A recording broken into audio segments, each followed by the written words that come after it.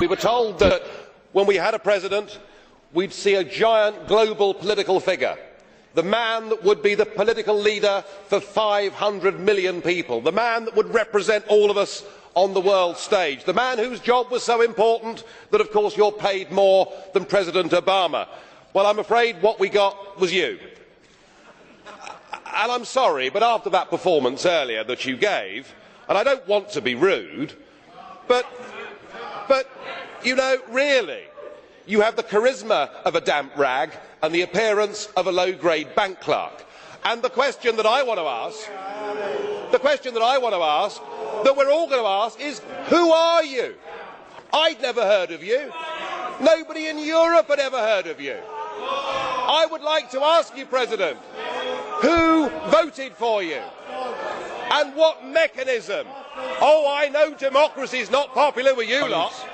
And what mechanism do the peoples of Europe have to remove you? Is this European democracy? Well, I sense, though, that you're competent and capable and dangerous, and I have no doubt that it's your intention to be the quiet assassin of European democracy and of the European nation states. You appear to have a loathing for the very concept of the existence of nation states. Perhaps that's because you come from Belgium, which of course is pretty much a non-country. But since you took over, we've seen Greece reduced to nothing more than a protectorate.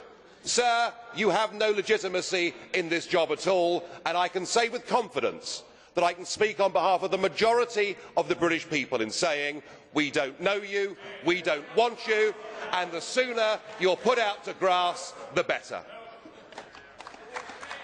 Well, as you said, Mr. President, you wouldn't like to be rude, and I prefer to go ahead with this statement. I'm very disappointed with you, President Buzek. It is not acceptable that in this Parliament a group chairman not only criticises the President of the Council, but calls him a wet rag.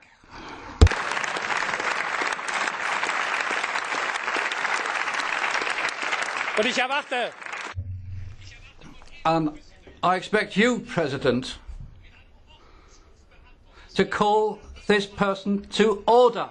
It's not right that this man should be able to trample over the dignity of this House. And Joseph Dole, it's not just a case of getting or allowing the UK to leave the EU. It'd be better for Mr Farage to resign if the European Union and the European Parliament are such bad things in his eyes. Thank you, President.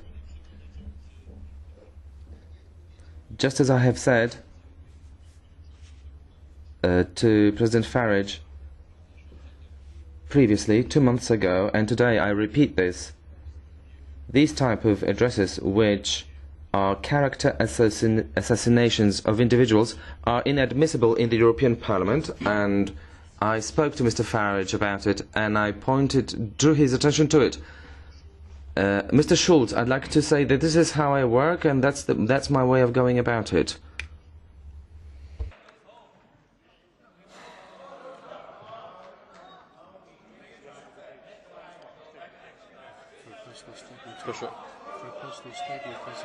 Is it personal statement? At the end of the debate.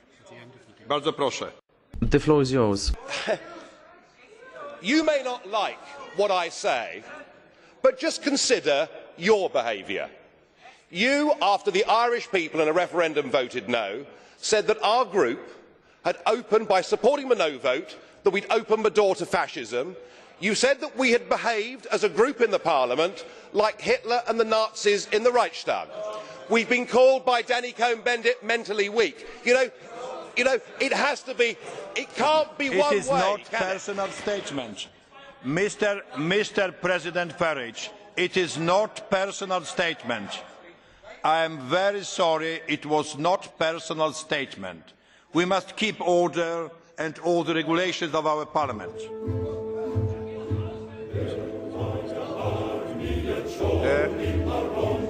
The next